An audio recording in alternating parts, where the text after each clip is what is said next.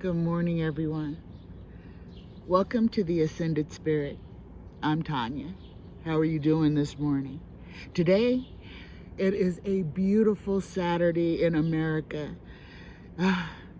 The birds are chirping, the sun is shining, and there are cosmic energies coming in from the galaxy that are palpable. We are in a big system of change right now. For those of you who are very sensitive, you may be feeling rumblings, you may be feeling the earthquake, you may be feeling volcanoes. This is one of the things that happens to some of us when we're going through the ascension process. Basically, abilities that we have that are recessed, that we were born with, come to the surface.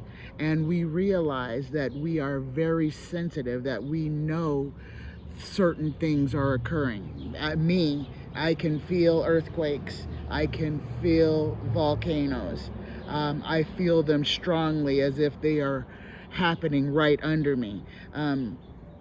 The earthquakes that happened in Oregon and off the coast of California this week had me literally holding on because I thought that I was in the middle of an earthquake. That's how deeply I feel them. And I have an app on my phone to where I can check, and absolutely there was just, a 5 point something earthquake that happened in Oregon, at the exact moment that I felt the earth moving in Nevada. Okay, so the awakening process brings out abilities that are hidden or stored within us.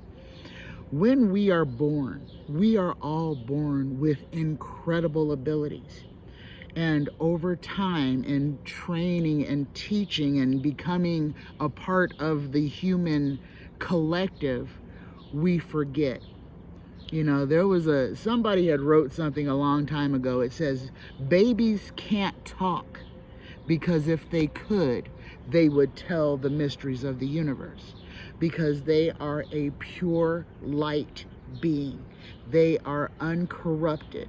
They are a perfect light source, okay? That's what a newborn baby, a newborn puppy, a newborn insect is, pure light, okay?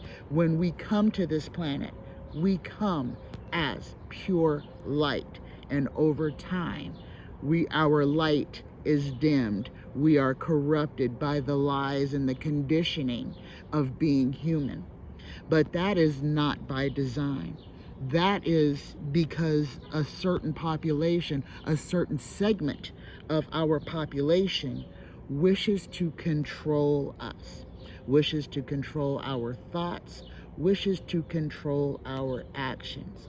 And the first way that they did this was through the invention, because it was invented, the invention of religion. Basically, mankind has always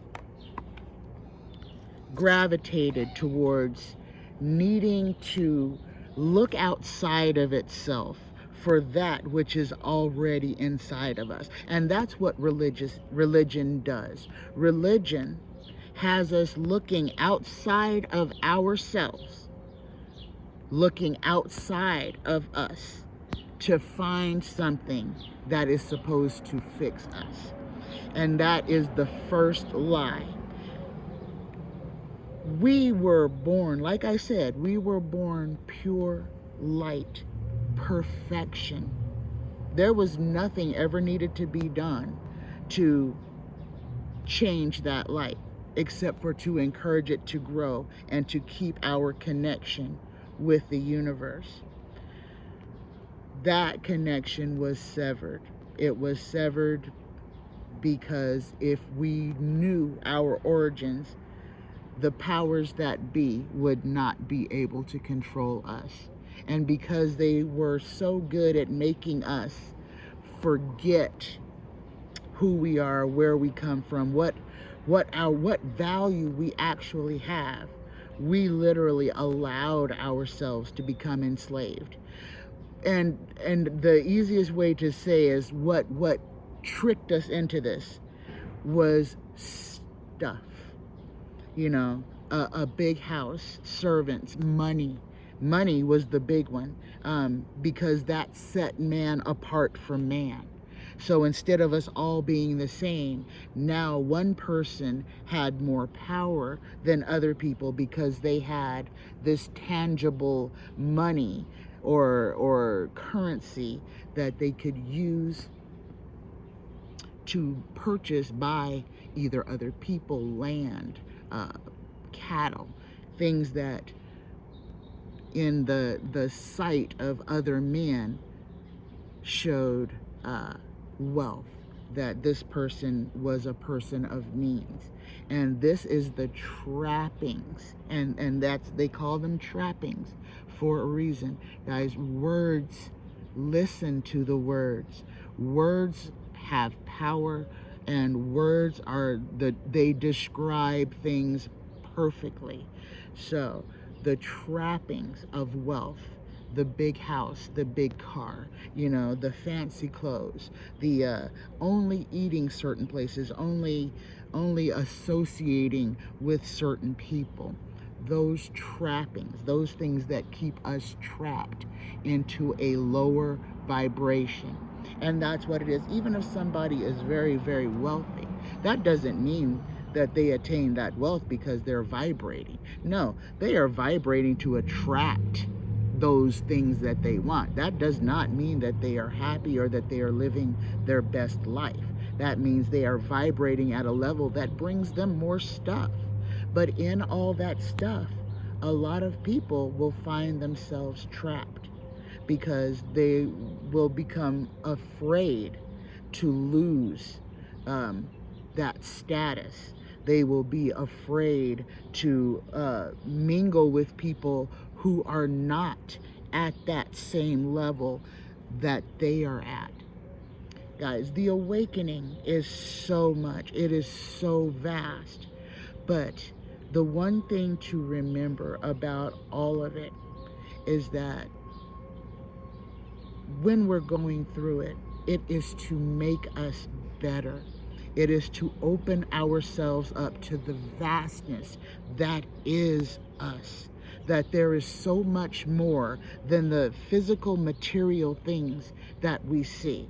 That we have to put our value in more than stuff. Life is not just about having a big, beautiful house or a big fancy car or a bank account with millions of dollars in it. If it doesn't make you happy, what good does it do? If you can't use it to make the world a better place, what good is it? If you have all of these things and you're still miserable and you're still searching, what good is it? The awakening is us awakening to ourselves, to the reality of what truly is. Those things that, well, and it's not things, that which brings us the most comfort. It's love. The awakening is about love. Love is all there is in all its many forms. Love of yourself, love of your neighbor, love of the planet. Love. It is freedom. Freedom is love. Because once we stop looking at each other with suspicion and hate and just look at each other with eyes of love, the whole world changes. Remember the butterfly effect. That one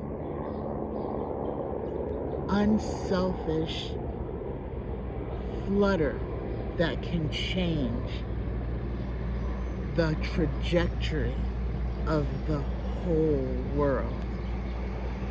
Thank you all for being here with me. I hope I didn't ramble too much. And I know I said I know it's really noisy. I'm out here downtown, in the middle of downtown Henderson, and the world is waking up right now. So there's delivery trucks and everything going all over the place. But what I really want to say to everyone is, if you are going through, and if you are watching this, you are going through the awakening process. Some good resources.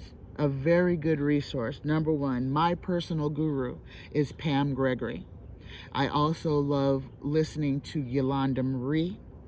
I listen to Sam the Illusionist. If you really want to get a clue as to what's going on in the cosmos, that's a really good one. Braca Goldsmith, dealing with the Federation of Light. Guys, there's lots of resources. Allow your higher self to guide you to those resources, and only go to things that resonate with you. Resonate means that they set off a gong inside of you. It's something that draws you towards it. Listen to your heart. Listen to the direction that your heart is trying to urge you to go. Center yourself, meditate, learn about your chakras and your meridians. This is a quest to be the best self that one can be. It is to open you up to the creative genius that is you, the creator in you, because we are being awakened so that our energies can combine, so that we can build the new world for us all to live in. And that is done with collective energy, with collective thought. I love you guys. I'm not going to make these long. Have a fantastic Saturday. Do you. Do you. Be all right with you. Do not allow anyone else to make you question you. Remember, anytime you're feeling out of sorts, if you ask your higher self to show you, illuminate your path, and you believe what you're asking, you will be shown. You will be led, guided to the resources that you need. I love you. Happy Saturday, guys. Have a fantastic day. Love yourself. Love each other. Find your center and let go of all things that do not serve you. Namaste, guys. Namaste.